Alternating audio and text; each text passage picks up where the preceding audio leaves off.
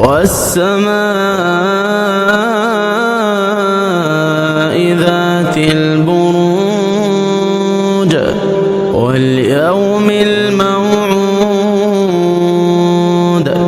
وشاهد ومشهود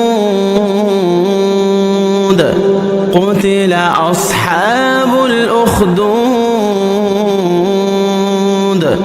النار ذات الوقود إذ هم عليها قعود وهم على ما يفعلون بالمؤمنين شهود.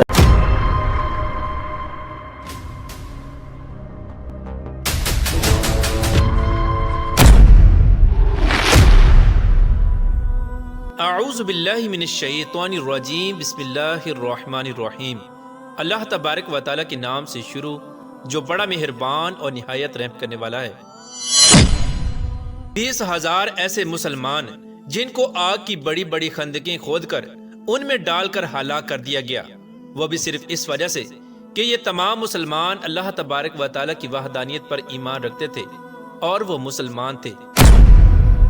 پیارے دوستو، حضرت آدم علیہ السلام سے لے کر ہمارے آخری نبی حضرت محمد مصطفیٰ صلی اللہ تعالی علیہ وآلہ وسلم تک جتنی بھی امتیں گزری ہیں، ان تمام امتوں میں بہت سارے لوگوں کو صرف اس وجہ سے قتل کر دیا گیا کہ وہ ایک خدا یعنی اللہ تبارک و تعالیٰ کی وحدانیت پر ایمان رکھتے تھے اور ایک خدا کی عبادت کیا کرتے تھے۔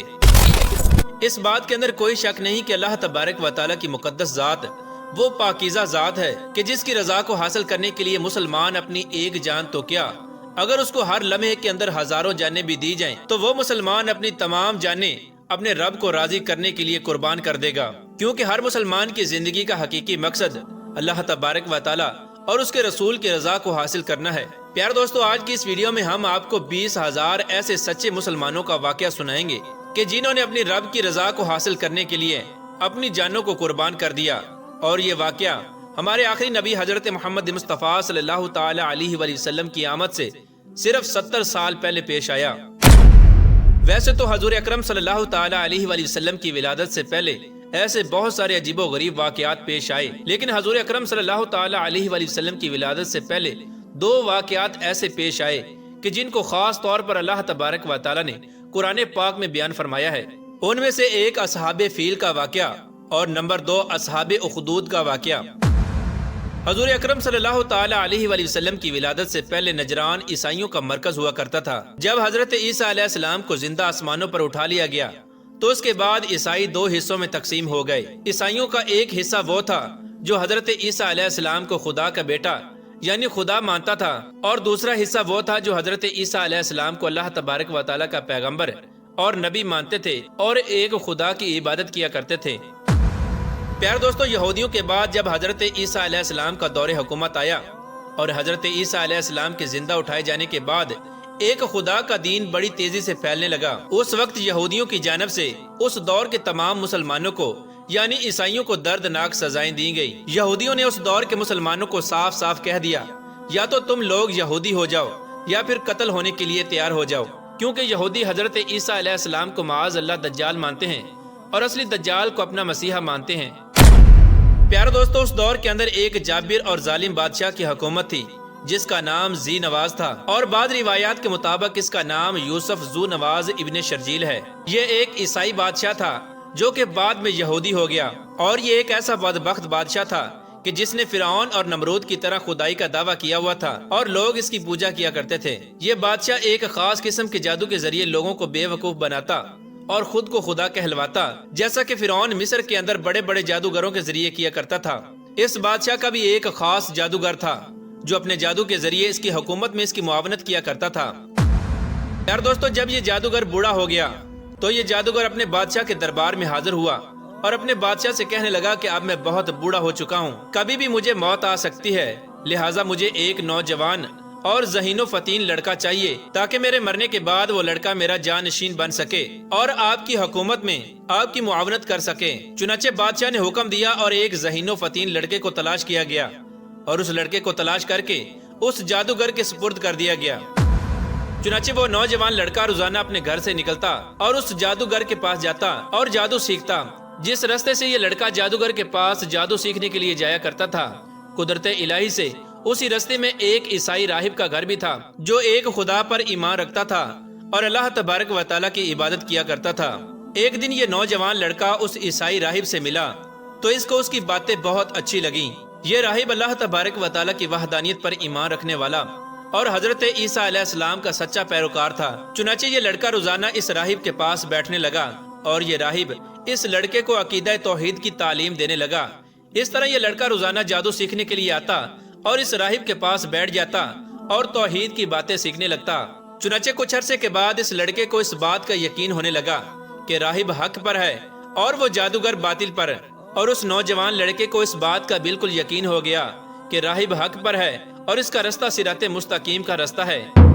اس طرح اب یہ نوجوان لڑکا ایک خدا پر یقین رکھنے لگا اور ایک خدا اللہ تبارک و تعالیٰ کی عبادت کرنے لگا۔ ایک دن قدرت الہی سے ایسا ہوا کہ یہ لڑکا بازار میں جا رہا تھا اور اس نے دیکھا کہ ایک خوفناک جانور ہے کہ جس نے لوگوں کا رستہ روکا ہوا ہے اور لوگ اس خوفناک جانور کی وجہ سے رستہ عبور نہیں کر پا رہے۔ اس وقت وہ لڑکا اپنے دل میں سوچنے لگا کہ آج وہ وقت ہے کہ جب ظاہر ہو جائے گا کہ وہ جادوگر حق پر ہے یا وہ راہب حق پر۔ چنانچہ اسی دوران اس لڑکے نے ایک پتھر کو اٹھایا اور دل میں یہ دعا کرنے لگا کہ یا رب العالمین، اگر وہ راہب حق پر ہے تو اس جانور کو ہلاک کر دے تاکہ لوگوں کا رستہ صاف ہو جائے اور لوگ اپنی اپنی منزل کی طرف چلے جائیں۔ یہ سوچنے کے بعد اس لڑکے نے اس پتھر کو اٹھایا اور اس جانور کی طرف پھینکا۔ چنانچہ جیسے ہی وہ پتھر اس جانور کو لگا تو وہ جانور وہیں پر ہلاک ہو گیا اور اس طرح جانور کے مرتے ہی رستہ صاف ہو گیا اور تمام لوگ اپنی اپنی منزل کی طرف چلے گئے۔ اس کے بعد یہ لڑکا بھاگتا ہوا اس راہب کے پاس آیا اور سارا واقعہ اس راہب کو سنایا۔ یہ واقعہ سننے کے بعد وہ راہب بہت خوش ہوا کہ اللہ تبارک و تعالیٰ نے حق کو ظاہر کر دیا۔ اس کے بعد وہ راہب اس لڑکے سے کہنے لگا کہ ان قریب تم ضرور آزمائے جاؤ گے۔ بے شک اللہ تبارک و تعالیٰ کی راہ میں ایمان والوں کو آزمایا جاتا ہے۔ اس طرح وہ راہب اس لڑکے سے کہنے لگا کہ اگر تم کسی آزمائش میں ڈالے جاؤ اور حکمران تمہیں پریشان کریں تو کسی کو میرے بارے میں مت بتانا۔ پیارے دوستو، وقت کے گزرنے کے ساتھ ساتھ وہ لڑکا اپنے رب کا قرب پانے لگا اور وہ اپنے رب کے بہت زیادہ قریب ہو گیا اور اس کی کرامات میں بھی اضافہ ہو گیا۔ اس لڑکے کے پاس دور دراز سے طرح طرح کی بیماریوں کے اندر مبتلا مریض آتے تو یہ لڑکا اللہ تبارک و تعالیٰ کی بارگاہ میں دعا کرتا تو اللہ تبارک و تعالیٰ اپنے فضل و کرم سے ان کو شفا دے دیتا۔ اس طرح اس لڑکے کی شہرت کے چرچے پورے شہر میں پھیل گئے اور اس کی شہرت بڑھتی چلی گئی۔ اسی دوران قدرت الہی سے ایسا ہوا کہ اس بدبخت بادشاہ کا ایک خاص درباری تھا جو کہ نابینا ہو چکا تھا۔ بادشاہ نے اس درباری کا بہت علاج کروایا لیکن اس کو افاقہ نہ ہوا۔ ایک دن کسی نے اس نابینا درباری کو اس لڑکے کے بارے میں بتایا کہ یہاں پر ایک لڑکا ہے جو ہر مرض کا علاج کرتا ہے اور ہر مریض اس سے شفا پاتا ہے۔ چنانچہ اس درباری نے جیسے ہی یہ بات سنی تو اس نے بہت سارا مال و دولت اور تحفے تحائف اکٹھے کیے اور اس لڑکے کے پاس چلا گیا اور اس لڑکے سے جا کر کہنے لگا کہ اگر تم میری بینائی ٹھیک کر دو تو یہ تمام تحائف اور پیسے تمہارے ہیں۔ چنانچہ اس درباری کی یہ بات سن کر لڑکا اس سے کہنے لگا کہ میں کسی کو شفا نہیں دیتا، شفا دینے والی ذات صرف اللہ تبارک و تعالیٰ کی ذات ہے۔ اگر تم اللہ عز و جل کی وحدانیت پر ایمان لے آؤ تو میں اللہ تبارک و تعالیٰ کی بارگاہ میں دعا کروں گا تو اللہ تبارک و تعالیٰ ضرور تمہاری بینائی لوٹا دے گا اور تم پھر سے دیکھنے لگ جاؤ گے۔ چنانچہ وہ درباری اللہ تبارک و تعالیٰ کی وحدانیت پر ایمان لے آیا تو اس لڑکے نے اللہ تبارک و تعالیٰ کی بارگاہ میں دعا کی تو اللہ تبارک و تعالیٰ نے اس کی بینائی اس کو عطا فرما دی اور وہ درباری پھر سے دیکھنے لگا۔ اس کے بعد وہ درباری خوشی خوشی اپنے بادشاہ کے دربار میں گیا۔ بادشاہ نے جب یہ دیکھا کہ اس کی بینائی واپس آ چکی ہے تو بادشاہ اس درباری سے پوچھنے لگا کہ تمہاری بینائی کون واپس لے کے آیا؟ تو وہ درباری اپنے بادشاہ سے کہنے لگا کہ میری بینائی مجھے میرے رب نے دی ہے۔ وہ بادشاہ جو خود کو خدا کہلواتا تھا وہ اپنے درباری کی یہ بات سن کر حیران ہونے لگا اور اپنے درباری سے کہنے لگا کہ میں نے تمہاری بینائی کب واپس کی؟ بادشاہ کی یہ بات سن کر وہ درباری اپنے بادشاہ سے کہنے لگا کہ اے بادشاہ سلامت، میری بینائی آپ نے نہیں بلکہ اس رب نے ٹھیک کی ہے جو میرا اور تمہارا حقیقی خدا ہے اور وہ اللہ عز و جل ہے۔ بادشاہ اپنے درباری کی یہ بات سن کر بہت غصہ ہوا اور اپنے درباری سے پوچھنے لگا کہ میرے علاوہ بھلا کون خدا ہو سکتا ہے؟ بادشاہ اپنے درباری کی یہ بات سن کر بہت غصے میں آ گیا اور اس درباری کو سزا دینے کا فیصلہ کیا۔ چنانچہ وہ بادشاہ اپنے درباری پر تشدد کرنے لگا اور اس سے کہنے لگا کہ تم مجھے اپنا خدا مان لے، لیکن وہ درباری جو ایمان کی دولت سے مشرف ہو چکا تھا اور ایمان کا نور اس کے دل میں داخل ہو چکا تھا، اس نے بادشاہ کو اپنا خدا ماننے سے انکار کر دیا۔ چنانچہ وہ بادشاہ اس درباری کو سخت سزائیں دیتا اور اس لڑکے کے بارے میں پوچھتا۔ آخر کار اس درباری نے اس لڑکے کے بارے میں بادشاہ کو بتا دیا۔ اس کے بعد اس بادشاہ نے حکم جاری کیا کہ اس لڑکے کو پکڑ کر میرے دربار میں حاضر کیا جائے۔ چنانچہ بادشاہ کے حکم کے مطابق اس لڑکے کو پکڑ کر بادشاہ کے دربار میں حاضر کر دیا گیا۔ ادھر یہ بدبخت بادشاہ اپنے جاہ و جلال میں اس لڑکے کے سامنے آیا اور غرور اور تکبر کے ساتھ اس لڑکے سے پوچھنے لگا کہ تمہارا جادو اب اس قابل ہو چکا ہے کہ تم نے بیماروں کو بھی شفا دینا شروع کر دی ہے۔ بادشاہ کی یہ بات سن کر وہ لڑکا بادشاہ سے کہنے لگا کہ میں کسی کو شفا نہیں دیتا، شفا دینے والی ذات صرف ایک ہی ذات ہے جو وحدہ لا شریک ہے، اور وہ اللہ تبارک و تعالیٰ کی ذات ہے۔ اس طرح بادشاہ اس لڑکے کی یہ بات سن کر اس لڑکے سے پوچھنے لگا کہ کیا میرے علاوہ بھی کوئی اور رب ہے؟ تو اس لڑکے نے جواب دیا کہ ہاں، میرا اور تیرا خدا صرف ایک ہی ہے، اور وہ اللہ عز و جل ہے۔ بادشاہ اس لڑکے کی یہ بات سن کر بہت غضبناک ہوا اور اس کو سزا کے طور پر اندھیری کوٹھڑی میں ڈال دیا۔ اس طرح بادشاہ اس لڑکے کو سزائیں دینے لگا اور تحقیق کرنے لگا کہ توحید کا درس اس لڑکے کو کس نے سکھایا۔ بلاخر تنگ آ کر اس لڑکے نے بادشاہ کو اس راہب کے بارے میں بتا دیا۔ چنانچہ بادشاہ نے اپنے باشندوں کو حکم دیا تو بادشاہ کے باشندے اس راہب کو پکڑ کر بادشاہ کے دربار میں لے آئے۔ وہ بادشاہ اس راہب سے کہنے لگا کہ تو اللہ تبارک و تعالیٰ کی ذات کو چھوڑ کر مجھے اپنا خدا مان لے اور توحید سے انکار کر دے۔ لیکن اس راہب نے اس بادشاہ کے سامنے صاف صاف انکار کر دیا کہ وہ اللہ تبارک و تعالیٰ کی ذات کو چھوڑنے والا نہیں۔ چنانچہ وہ بادشاہ اس راہب کی یہ بات سن کر بہت غصے ہوا اور غصے میں آ کر بادشاہ نے یہ حکم جاری کیا کہ اس راہب کو آرے سے چیر دیا جائے۔ لہٰذا اس طرح بادشاہ کے حکم کے مطابق اس راہب کو آرے سے چیر کر 2 ٹکڑے کر دیا گیا، لیکن اس راہب نے اللہ تبارک و تعالیٰ کی وحدانیت کو نہ چھوڑا۔ اس طرح اس راہب کو قتل کرنے کے بعد وہ بادشاہ لڑکے کی طرف متوجہ ہوا اور اس کو توحید سے پھرنے کا کہا، لیکن اس لڑکے نے بھی اللہ تبارک و تعالیٰ کی ذات کو چھوڑنے سے انکار کر دیا۔ لڑکے کی یہ بات سن کر وہ بادشاہ بہت غصے میں آ گیا اور اس نے اپنے سپاہیوں کو یہ حکم دیا کہ اس لڑکے کو پکڑ کر پہاڑ کی چوٹی پر لے جاؤ اور وہاں جا کر اس سے پوچھنا کہ یہ اپنے خدا کو چھوڑتا ہے یا نہیں۔ اگر تو یہ اپنے خدا کو چھوڑ دے تو اس کو زندہ واپس لے آنا، اور اگر یہ اپنے خدا کو چھوڑنے سے انکار کر دے تو اس کو پہاڑ سے نیچے گرا کر ہلاک کر دینا۔ چنانچہ بادشاہ کے باشندے اس لڑکے کو پکڑ کر ایک بہت بڑے پہاڑ کی چوٹی پر لے گئے۔ اس طرح جب یہ سپاہی اس لڑکے کو لے کر پہاڑ کی چوٹی پر پہنچے تو اس لڑکے نے اللہ تبارک و تعالیٰ کی بارگاہ میں دعا کی کہ یا رب العالمین، تو جیسے بھی چاہے مجھے ان سے بچا لے۔ ابھی لڑکا یہ دعا کر ہی رہا تھا کہ اچانک وہ پہاڑ لرزنے لگا اور دیکھتے ہی دیکھتے بادشاہ کے تمام سپاہی پہاڑ سے نیچے گر گئے، اور اس طرح بادشاہ کے تمام سپاہی نیچے گر کر ہلاک ہو گئے اور اللہ تبارک و تعالیٰ نے اس لڑکے کو بچا لیا۔ اس کے بعد وہ لڑکا صحیح سلامت بادشاہ کے دربار میں پھر سے حاضر ہو گیا۔ بادشاہ یہ منظر دیکھ کر حیران ہو گیا اور اس لڑکے سے پوچھنے لگا کہ تو زندہ کیسے بچ گیا؟ تو وہ لڑکا بادشاہ سے کہنے لگا کہ میرے رب عز و جل نے مجھے بچا لیا۔ اس کے بعد بادشاہ نے اپنے باشندوں کو حکم دیا کہ اس لڑکے کو پکڑ کر سمندر میں پھینک دیا جائے۔ چنانچہ بادشاہ کے باشندے اس لڑکے کو پکڑ کر جب سمندر کے درمیان میں پہنچے تو اس لڑکے نے اللہ تبارک و تعالیٰ کی بارگاہ میں پھر سے وہی دعا کی کہ یا رب العالمین، تو جیسے چاہے مجھے ان سے بچا لے۔ چنانچہ دیکھتے ہی دیکھتے سمندر کے اندر طوفان آ گیا اور موجیں اٹھنے لگیں، اور اس لڑکے کے علاوہ بادشاہ کے تمام سپاہی سمندر کے اندر گر کر ہلاک ہو گئے، اور اس طرح پھر سے اللہ تبارک و تعالیٰ نے اس لڑکے کو بچا لیا۔ اس کے بعد وہ لڑکا پھر سے بادشاہ کے دربار میں حاضر ہو گیا۔ بادشاہ یہ منظر دیکھ کر حیران ہو گیا اور اس سے پوچھنے لگا کہ تو کیسے بچ گیا؟ تو وہ لڑکا بادشاہ سے کہنے لگا کہ مجھے میرے رب عز و جل نے بچا لیا۔ یہ منظر دیکھ کر بادشاہ بہت غصے میں آ گیا۔ اس وقت وہ لڑکا اس بادشاہ سے کہنے لگا کہ تو اس وقت تک مجھے قتل نہیں کر سکتا جب تک کہ تو میرے بتائے ہوئے طریقے کے مطابق مجھے قتل نہ کرے۔ چنانچہ وہ بادشاہ اس لڑکے سے پوچھنے لگا کہ وہ کون سا طریقہ ہے؟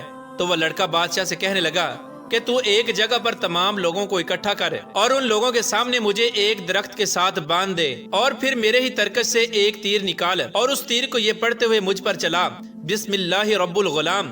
چنانچہ بادشاہ نے ایسا ہی کیا، تمام لوگوں کو ایک جگہ اکٹھا کیا اور اس لڑکے کو ایک درخت کے ساتھ باندھ دیا اور اس تیر کو بسم اللہ رب الغلام پڑھتے ہوئے اس لڑکے کی طرف چلایا تو وہ تیر لڑکے کی گردن پر جا لگا اور دیکھتے ہی دیکھتے اس لڑکے کی روح پرواز کر گئی۔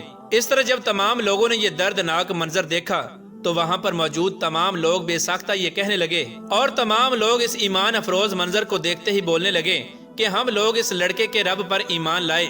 بادشاہ یہ منظر دیکھ کر حیران ہو گیا اور اپنے حواریوں سے کہنے لگا کہ جس کا ڈر تھا آخر وہی ہوا، اور یہ تمام لوگ مجھے چھوڑ کر اللہ تبارک و تعالیٰ کی وحدانیت پر ایمان لا چکے ہیں۔ چنانچہ بادشاہ نے غضبناک ہو کر اپنے حواریوں کو یہ حکم جاری کیا کہ تمام گلیوں کے کناروں پر بڑی بڑی خندقوں کو کھودا جائے اور ان میں آگ جلائی جائے، اور بادشاہ نے یہ حکم دیا کہ جو کوئی بھی اللہ تبارک و تعالیٰ کی ذات کو چھوڑ کر مجھے اپنا خدا مانے اس کو چھوڑ دیا جائے، اور جو اللہ تبارک و تعالیٰ کی ذات کو نہ چھوڑے اسے اس آگ کے اندر ڈال دیا جائے اور اس کو اس آگ کے اندر زندہ جلا دیا جائے۔ چنانچہ اس کے بعد بڑی بڑی خندقوں کو کھودا گیا اور اس کے اندر آگ جلائی گئی، اور وہ خوش نصیب لوگ کہ جن کے دل ایمان کے نور سے منور ہو چکے تھے اور جو اللہ تبارک و تعالیٰ کی وحدانیت پر ایمان لا چکے تھے، انہوں نے آگے بڑھ کر ان خندقوں میں چھلانگیں لگانا شروع کر دی، اور اس طرح لوگ اللہ تبارک و تعالیٰ کی ذات پر اپنی جانوں کو قربان کرنے لگے اور اللہ تبارک و تعالیٰ کی بارگاہ میں اپنی جانوں کے نذرانے پیش کرنے لگے۔ اسی دوران ایک ایسی عورت کو لایا گیا کہ جس کے پاس ایک معصوم بچہ تھا۔ جب بادشاہ کے باشندوں نے اس عورت کو آگ میں ڈالنا چاہا تو وہ عورت اپنے بچے کو دیکھ کر ڈرنے لگی۔ اسی دوران اللہ تبارک و تعالیٰ نے اپنی شان کی جلوہ گری دکھائی اور اس بچے کو بولنے کی طاقت عطا فرمائی، تو وہ بچہ بول کر اپنی ماں سے کہنے لگا کہ اے میری ماں، تو ڈر مت، بے شک تو حق پر ہے۔ اس کے بعد اس معصوم بچے اور اس عورت کو بھی آگ میں ڈال دیا گیا۔ اس طرح اس ظالم بادشاہ نے بے شمار لوگوں کو آگ کے اندر ڈال کر شہید کر دیا۔ اس نجران کے واقعے میں صرف ایک شخص ایسا تھا جو اپنے ایمان کو بچاتے ہوئے یہاں سے بچ نکلا، اور یہ شخص کیسر روم کے دربار میں پہنچا اور کیسر روم کے بادشاہ کے سامنے نجران کا سارا واقعہ سنایا۔ چنانچہ اس واقعے کو سننے کے بعد کیسر روم کے بادشاہ نے مسلمانوں پر ہونے والے اس ظلم کا بدلہ لیا اور نجران میں رہنے والے تمام یہودیوں کو قتل کر دیا، اور اس طرح اللہ تبارک و تعالیٰ نے نجران میں یہودیوں کی حکومت کا خاتمہ کیا۔